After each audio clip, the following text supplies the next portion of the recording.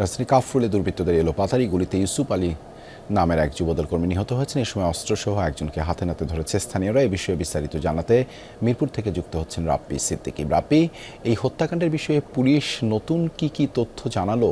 কোনো মামলা হয়েছে কি? হ্যাঁ, মামলা হয়েছে দেবাশিস। আজকেই কিন্তু নিহতের যিনি বড় ভাই তিনি মামলা করেছেন এবং এখন পর্যন্ত অজ্ঞাতনামা আসামি, যদিও পুলিশের হাতে বেশ কয়েকজন আটক আছে। আমরা আছি সেই ইনসিডেন্ট প্লেসে যেখানে এই গোলাগুলিটা হয় এবং এই গোলাগুলিতে একজন মারা গেছেন হাসপাতালে চিকিৎসাধীন অবস্থায়। এছাড়া এইখানে ভ্যানে করে একজন লোক সবজি বিক্রেতা, সেই সবজি বিক্রেতা কিন্তু গুরুতর আহত, হাসপাতালে চিকিৎসাধীন আছে।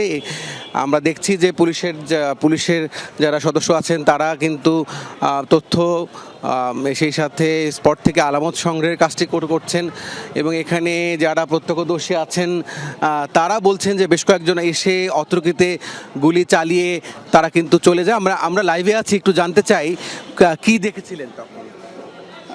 আমরা দেখলাম, বসে আসছিলাম এখানে, দেখলাম গোলাগুলি হইলো। গোলাগুলি হওয়ার পরে এই সবজি বেচে, হ্যাঁ, মাথায় গুলি লাগছে। মাথায় একজনের সাইপে ধরছে, রক্ত পড়তেছে। তারপরে কিছুক্ষণ পরে ওনারে মেডিকেলে নিয়ে গেছে। এটাই দেখলাম। আর একটা ছেলে এই যে এখান দিয়ে দৌড় দিয়ে গেছে, কালো শার্ট পরা, জোতা টোতা ফালায় দৌড় দিছে।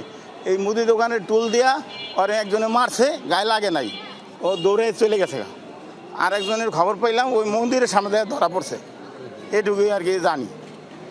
শুনছিলেন যে এখানকার যারা এলাকাবাসী, যারা স্থানীয়, তারা বলছিলেন যে আসলে ইনসিডেন্টের কথা। এখন পর্যন্ত পুলিশ কিন্তু কোনো গ্রেফতারের কোনো আনুষ্ঠানিক কোনো তথ্য দেয়নি, তবে তারা বেশ কয়েকজনকে জিজ্ঞাসাবাদ করছে এবং এরই মধ্যে আমরা জানতে পেরেছি যে সিসি ফুটেজেও কিন্তু যারা শুটার তাদের কিন্তু ছবি স্পষ্ট, সেই শুটারদেরকে কিন্তু গ্রেফতারে অভিযান চলছে। দেবাশিস, ধন্যবাদ রাব্বি যুক্ত হবার জন্য।